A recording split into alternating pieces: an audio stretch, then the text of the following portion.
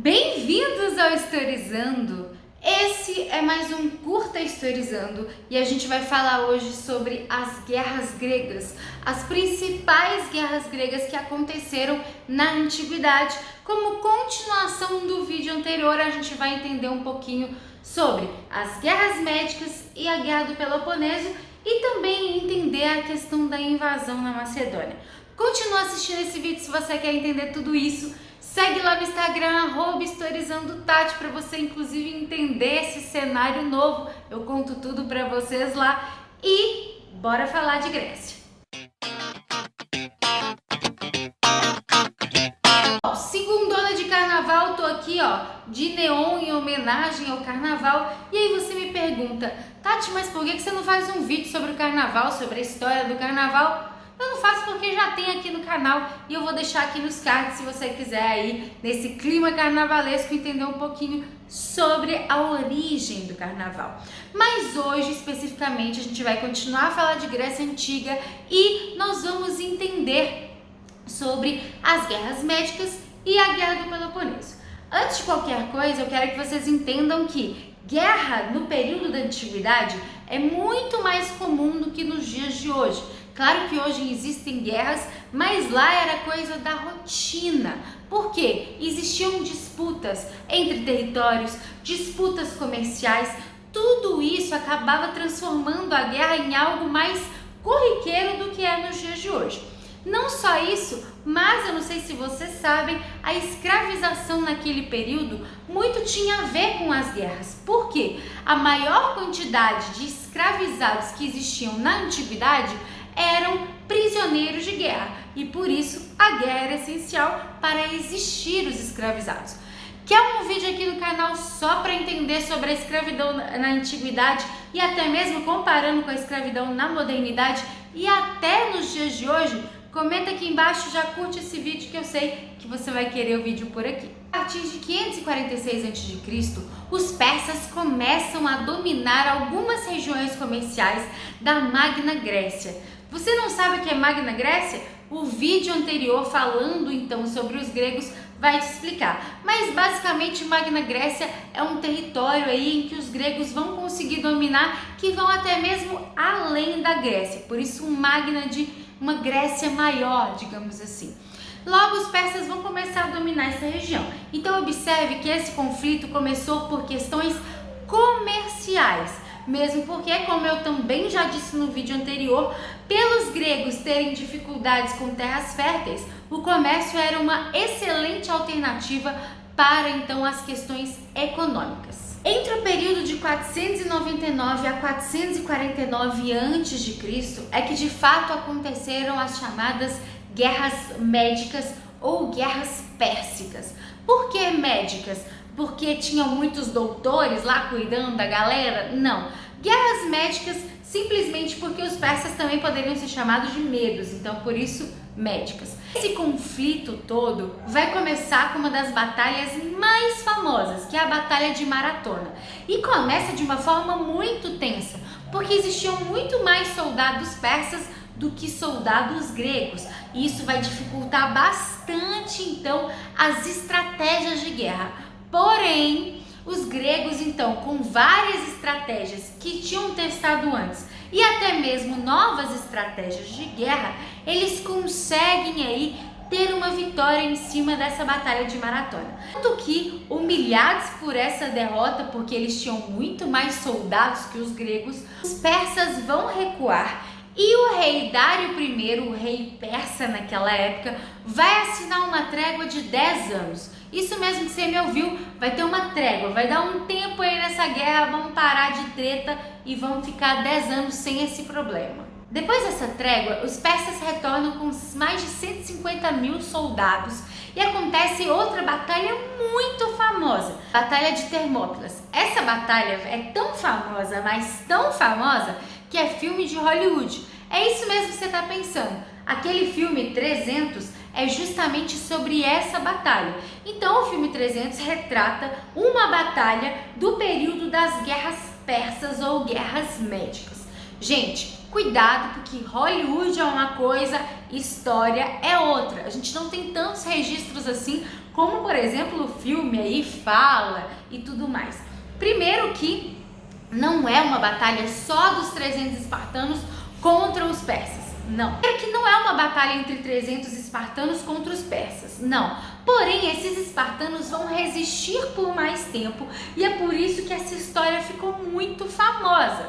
Agora, uma coisa é fato, esses espartanos demoraram, enrolaram muito para entrar nas guerras médicas. Enquanto isso, Atenas carregou essa guerra nas costas e isso vai gerar muitos conflitos devido a essa pressão toda. Por isso, os espartanos, mesmo sendo conhecidos aí como soldados e tudo mais, se você não sabe, olha o vídeo anterior, mesmo por toda essa fama, eles não vão lá ajudar tanto assim nas guerras médicas.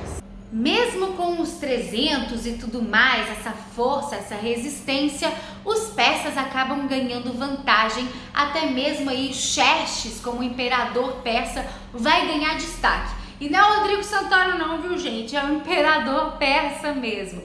Então não tem tanta assim relação com o filme, cuidado, hein? Graças a um espião grego, os persas conseguem mais vantagens e conseguem ganhar mais batalhas em cima dos gregos. E isso dificulta bastante, porque mesmo esses gregos se unindo contra os persas, eles não conseguem resultados tão satisfatórios.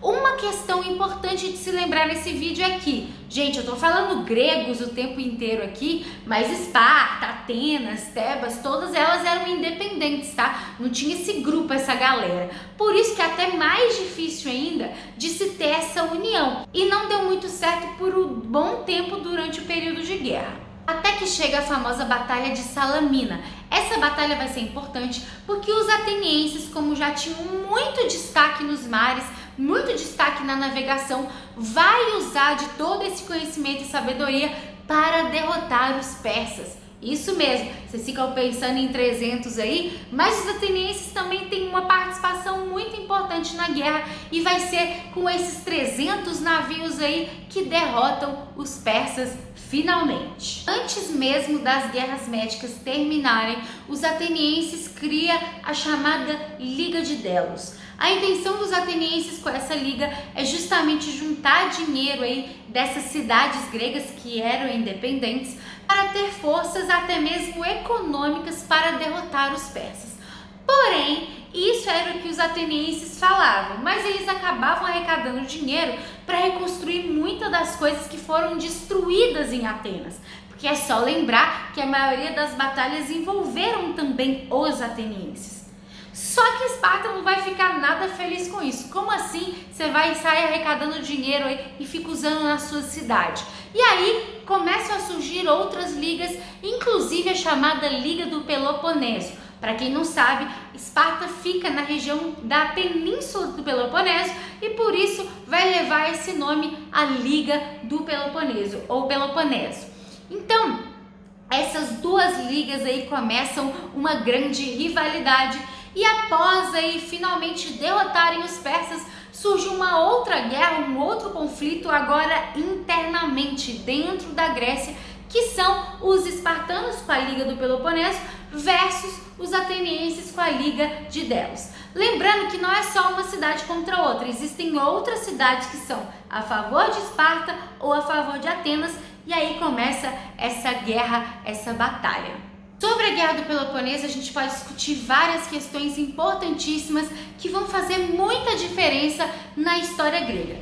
A primeira delas é que, como é uma guerra interna, enfraquece bastante o mundo grego a partir dela, pois são cidades gregas se destruindo. Então, mesmo que uma cidade vença e a outra perca, aquela que venceu também vai ter altos prejuízos, pois a guerra foi interna e teve muitas mortes também. Além disso, outra coisa importante de destacar é que a Liga do Peloponeso com os espartanos tem um grande poder militar. Afinal, a gente já viu aqui que os espartanos têm mesmo essa tradição militar. Porém, como eu também já disse aqui, a Liga de Delos com os atenienses vai ter um grande destaque nos mares e as batalhas marítimas vão ser então de vantagem para os atenienses e a Liga de Delos.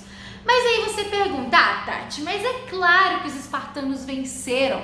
Afinal de contas, eles têm essa tradição militar toda, de várias guerras e tudo mais, de treinamento desses 7 anos de idade, etc. Realmente, os espartanos venceram. Porém, engana-se você que os atenienses também não deram um couro nos espartanos. Só que Atenas atravessou vários problemas, inclusive uma peste, exatamente isso. Teve uma peste, uma doença que matou muita gente durante a Guerra do Peloponeso, e isso vai fazer com que Atenas perca muita gente, perca muito soldado, perca muita grana e vai se enfraquecer perante aí a Liga do Peloponeso. Outra coisa legal de se lembrar é que durante a Guerra do Peloponeso também acontece o chamado século de Péricles, o século V em Atenas. Esse século vai ser importantíssimo para a democracia ateniense. Péricles vai ser um líder de destaque não só na democracia, mas também na guerra. Vão ter vários discursos do Péricles nesse período, e Péricles também vai mexer um pouquinho na democracia, porque ele vai começar a exigir pagamento para as pessoas que vão lá na eclésia, vão lá na ágora participar da política. Mas por que isso é importante?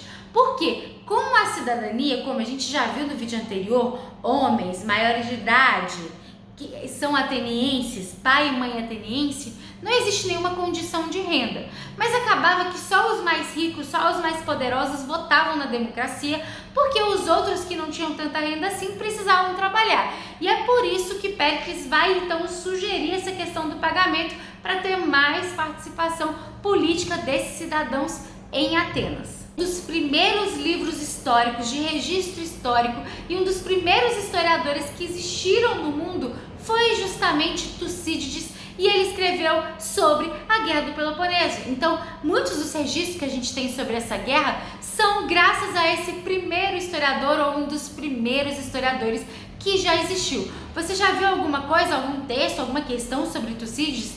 Quer que eu fale sobre algum texto ou questão do Tucídides aqui no canal? Já comenta que eu posso trazer para vocês aqui. Vou colocar na tela para vocês as últimas batalhas que envolvem então a derrota de Atenas e a vitória de Esparta, Tebas vencendo Esparta, e depois então de todos esses conflitos internos e esse enfraquecimento do mundo grego, como a gente discutiu. Aí então chega os macedônios e na batalha de Queroneia de vez se acaba o mundo grego como um todo, e aí começa a invasão macedônica em cima dos gregos. Quer dizer que Grécia acabou para sempre, fim? Não, mas a Grécia nunca mais vai ser o que ela foi antes, mesmo porque a partir da invasão dos macedônios começa o período helenístico, como a gente viu também no vídeo anterior, e nós temos aí decorrência de várias outras invasões desse mundo grego.